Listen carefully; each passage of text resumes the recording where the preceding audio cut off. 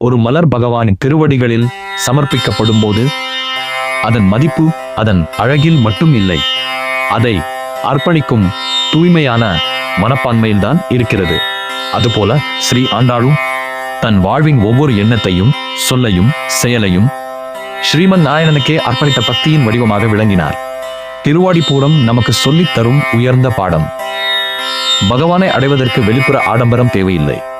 அசைக்க முடியாத பக்தியும் தூய அன்பும் முழுமையான சரணாகதியும் போதும்.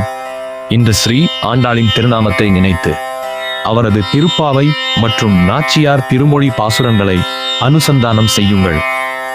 நாராயணே என் வாழ்வின் ஆதாரம் என்ற ஆண்டாளின் உறுதியான பக்தியை நம் உள்ளத்திலும் வளர்த்துக் கொள்வோம். ஆண்டாளின் பக்தி நமக்கு கற்றுத்தருவது பகவானை நேசிப்பது மட்டுமல்ல, நம் வாழ்வையே அவருக்கான கைங்கரியமாக மாற்றுவது.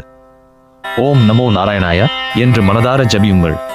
ஸ்ரீ ஆண்டாள் நாச்சியாரின் திருவுளமும் ஸ்ரீமன் நாராயணனின் திவ்ய அனுக்கிரகமும் உங்கள் மனதில் பக்தியையும் இல்லத்தில் மங்களத்தையும் வாழ்வில் நித்திய பகவத் கைங்கரிய பாக்கியத்தையும் அருளட்டும்.